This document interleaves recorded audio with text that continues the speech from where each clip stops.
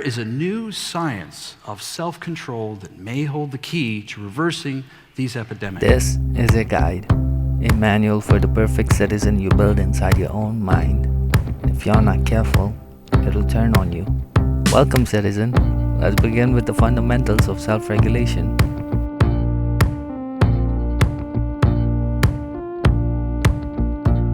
The Ministry for State Security, the Stasi, was founded in 1950 to be East Germany's all-seeing eye. In 1989, it had 91,000 full-time officers and nearly 173,000 unofficial informants. One informant for every 60 people. They tapped phones, they drilled holes in apartment walls, they installed cameras in kitchens and bugged bedrooms. They kept files on 5.6 million people, a third of the entire population. East Germans learned to trust no one, not their neighbor, not co-worker, not even their own families. But this isn't just history, it's a diagnosis, because the Stasi collapsed. Their files were opened, their buildings abandoned, and yet you still live under surveillance. You didn't inherit the system, you recreated it inside your head. Now you write the reports, you monitor your thoughts, you interrogate your own motivation. What the Stasi did to a nation, you do to yourself.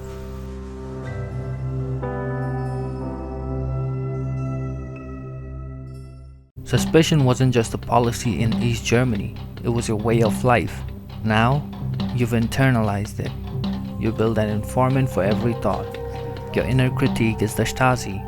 It never sleeps, it monitors everything. And like any regime, it demands improvement on its own terms. Your habit trackers logs your compliance. Your productivity app expects a daily confession. Unread messages become violations. Unchecked boxes becomes crime. You no longer act, you perform. You no longer reflect, you audit. Surveillance becomes reclusion. Self-awareness becomes self-surveillance. And self-surveillance becomes self-oppression. This is the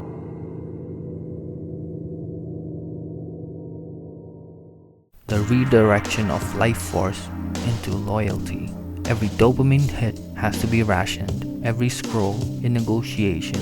You're not avoiding punishment, you are the punisher. Self-help becomes propaganda. Be your best self started sounding less like advice and more like a state slogan. And the worst part? You volunteered. You downloaded the spyware. You scheduled the interrogation. You called it self-discipline.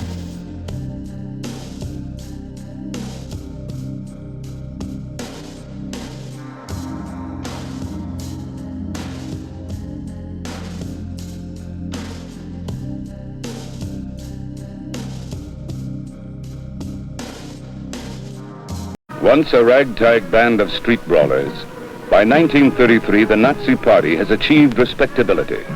Their representatives hold seats in Parliament. On November 13, 1989, Stasi chief Erich Mielke stood in Parliament and declared, Ich liebe doch alle Menschen.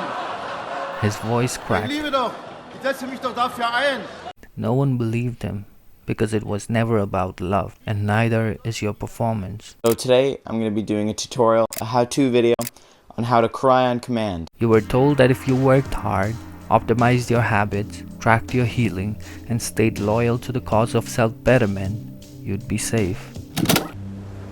So you organized your schedule, you improved your sleep hygiene, you consumed the right content, you became the perfect citizen.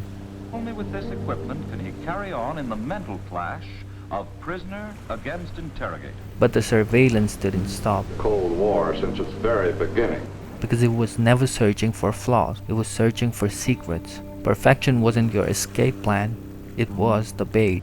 The better you became, the more evidence there was to monitor, the more healed you look, the more angles there were to interrogate. You were never the hero of the system, you were the product. You didn't fail the system. The system was designed to make you fail yourself. What you call self-discipline was internalized oppression.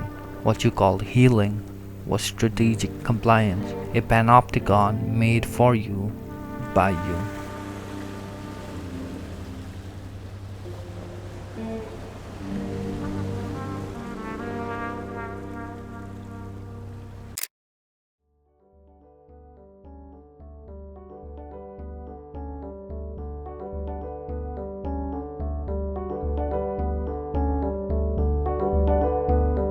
When East Germans broke into the Stasi archives, they weren't looking for revenge, they were looking for the truth. What they found was grief, files filled with betrayals, friends, partners, siblings, all had been watching, all had been watched. But the worst betrayal wasn't from others, it was from themselves. They read the things they said to stay safe, the lies they believed just to keep going, the notes they wrote never expecting anyone would read them, especially not themselves. And in those moments, something collapsed. You think your rage is rebellion, but rage isn't new. Rage is grief that ran out of hope. It's the memory of freedom before it was optimized, before introspection became surveillance. You scream at yourself to be better because deep down you know this was never the plan. The truth is, there's no revolution waiting inside you, no glorious uprising, no utopia. The cameras are off, the guards are gone, and you're still watching the monitors. The system didn't collapse, it just ran out of believers. So freedom is in fire. It's not dramatic. It looks like walking out of the building. It looks like walking out of your own mind.